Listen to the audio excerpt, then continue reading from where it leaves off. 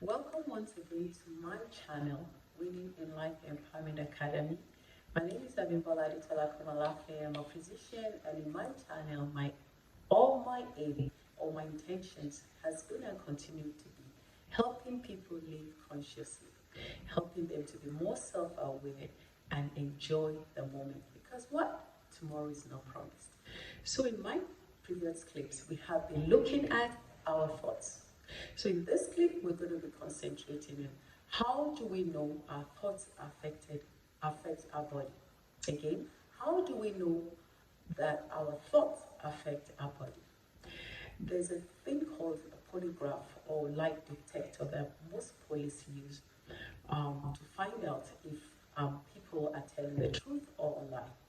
Using this polygraph, it was shown that our body reacts to our thoughts in this way that when we think negative things or positive things or whatever it is, especially if it's something negative, our muscles stiffen up, our heart starts beating fast, or our blood pressure increases, our hands start getting sweaty.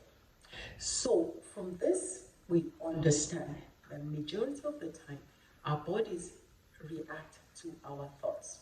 For example, if you're hooked up onto a lie detector or polygraph, and you're asked the question, did you steal the money?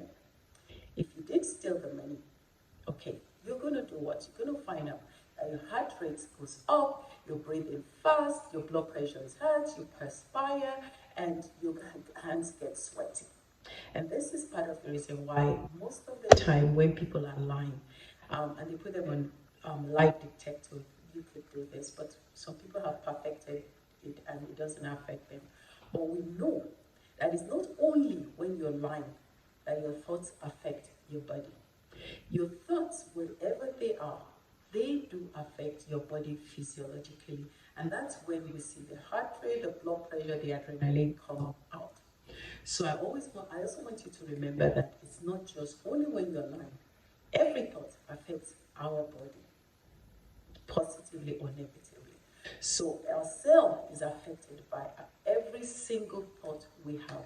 You have to understand that.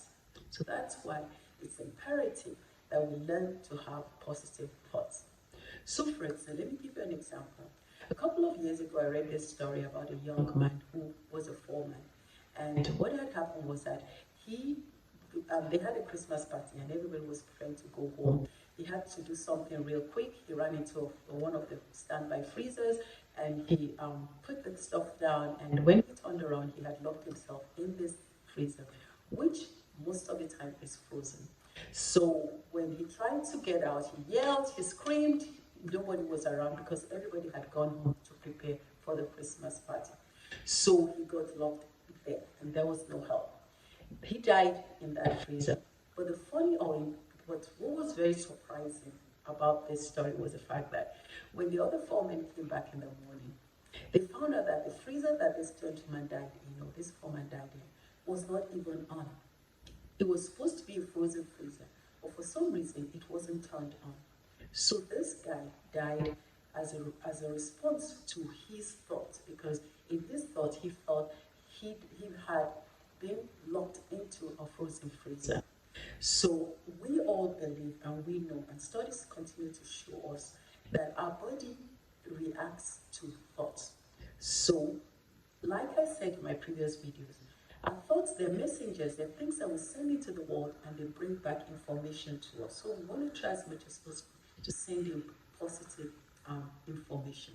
So I leave you with a quote from Albert Einstein. Albert Einstein said, "I admit our thoughts influence our body." Again, he said, "I admit our thoughts influence our body." Thank you once again for taking time to listen to me, and do have a winning day.